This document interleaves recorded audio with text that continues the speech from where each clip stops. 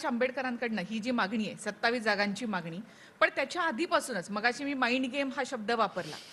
त्याच्या आधीपासूनच महाविकास आघाडीमध्ये सामील म्हणजे त्या बैठकांमध्ये येण्यासाठी आंबेडकरांनी म्हटलं, मला पत्रच मिळालं नाही, मला निमंत्रणच आलं नाही. तुम्ही त्यांना लेखी पत्र दिलं.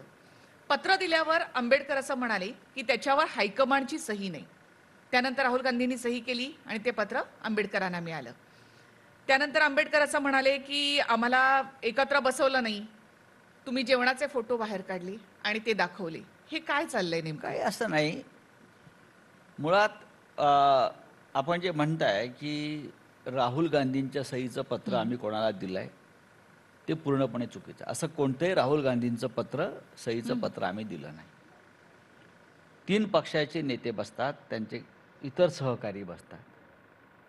नाना पटोले प्रदेश काँग्रेसचे अध्यक्ष आहेत, जयंतराव पाटील हे राष्ट्रवादी काँग्रेस पक्षाचे अध्यक्ष आहेत, शिवसेनेच्या वतीनं मी पक्षाचा नेता म्हणून बसतो, माझ्याबरोबर विनायक राऊत असतात, बाळासाहेब थोरात असतात, पृथ्वीराज चव्हाण असतात, कालपर्यंत अशोकराव चव्हाणसुद्धा बसत होते, जितेंद्र आव्हाड असतात, रवींद्र पवार असतात राष्ट्रवादीकडून.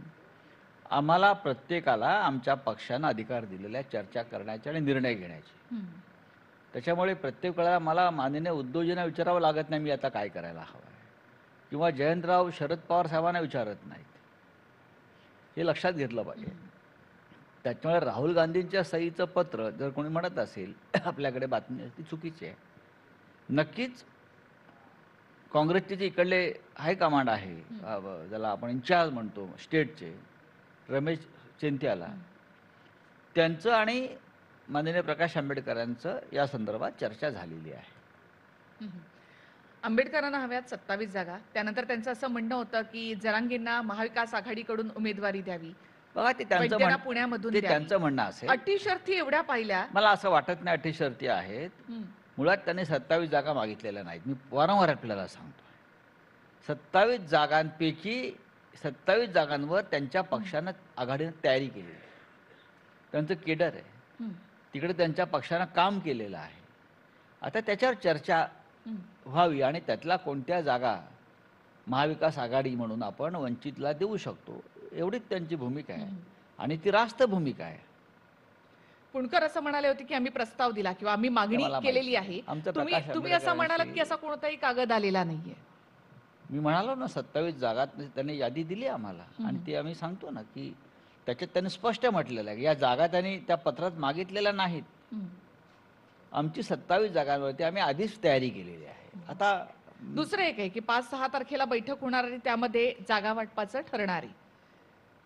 आंबेडकर असं येणार आहेत का त्या बैठकीसाठी? आहे निमंत्रण त्यांना?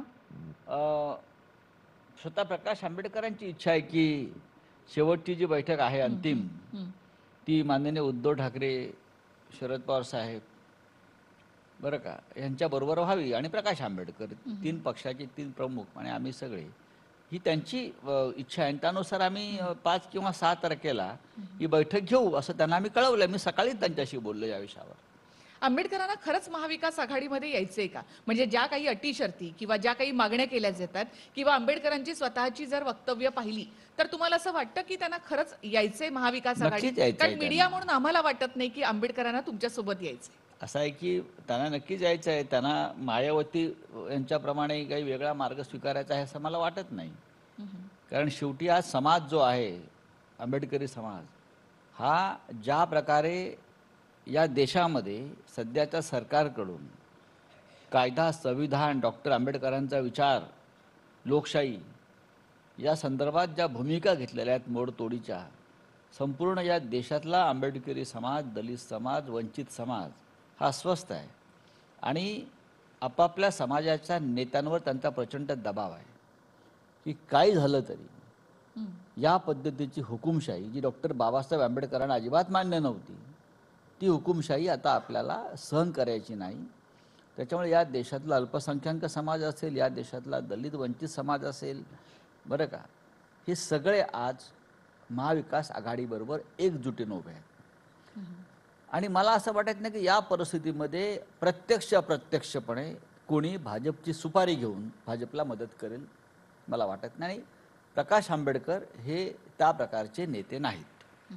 म्हणजे तुम्हाला खात्री आहे की प्रकाश आंबेडकर तुमच्या सोबत येतील की नाही, असं नाही, तर नाही प्रकाश की आंबेडकर हे हुकुमशाही विरुद्ध लढणारे एक नेते आहेत. डॉक्टर आंबेडकरांचे नातू आहेत आणि त्यांची भूमिका स्पष्ट आहे, त्यांचा विचार स्पष्ट आहे. हम्म. ते स्पष्ट दिसत आहेत म्हणजे काय विचार आहेत हो, किंवा आहेत ना. जागा वाटपामध्ये जी काही चर्चा सुरू आहे ती दिसते. हो. आम्हाला असं वाटतं की खरं तर तुमच्या युतीचा पोपट मेलाय पण ते सांगायचं कुणी हा प्रश्न आहे खरं आहे. नाही, युतीचा पोपट आमचा जो म्हणताय, मुळात आमचा पोपट झालेलाच नाहीये. काँग्रेस, राष्ट्रवादी आणि शिवसेना ही मूळ युती आहे, हे आपल्याला माहीत असेल. आमच्याबरोबर सगळे डावे पक्ष एकजुटीने उभे आहेत. तुम्ही फक्त प्रकाश आंबेडकरांच्या भूमिकांवरून हा पोपटाचा निष्कर्ष काढणं चुकीचं आहे. प्रकाश नाही ती आंबेडकर युती नाही म्हणत आहे मी आंबेडकरांबरोबरची. नाही, आंबेडकरांबरोबर युती होईल ना. यापूर्वी का आम्ही त्यांच्याशिवाय लढलेलो आहोत ना 2019ला. त्याच्या आधी सुद्धा त्यांनी इच्छा व्यक्त केली, मला महाविकास आघाडीत का आमंत्रण देत नाही, मला का बोलवत नाही, मी तुमच्या विचाराचा आहे, मी सुद्धा संविधान वाचवण्यासाठी लढतो आहे. आणि आम्हालाही असं वाटतं की प्रकाश आंबेडकर आणि त्यांची वंचित बहुजन आघाडी ही असायला पाहिजे आणि त्यानुसार आम्ही त्यांच्याशी सन्मानानं चर्चा केलेली आहे. तुम्ही असं म्हणालात की ज्याची ताकद जास्त त्या ठिकाणी त्याला जागा दिल्या जातील. वंचितची ताकद किती मी जागा असं म्हणालो, मी म्हटलं जिंकेल त्याची जागा, तेच जिंकेल जो त्याची जिंकू जागा. शकेल एखाद्या मतदारसंघात एकमेकांच्या मदतीनं. उत्तम उमेदवार पाहिजे, उत्तम बांधणी पाहिजे, लोकांमध्ये त्या पक्षाचा त्या मतदारसंघामध्ये बेस पाहिजे, केडर पाहिजे. आणि या सगळ्याचा विचार सीट टू सीट प्रत्येक जागेवर ते आम्ही बसून केल्यामुळे आम्हाला पूर्ण खात्री आहे ज्या वेळेला महाराष्ट्रामध्ये आम्ही फार मोठी आघाडी घेऊ. त्यासाठी तुम्हाला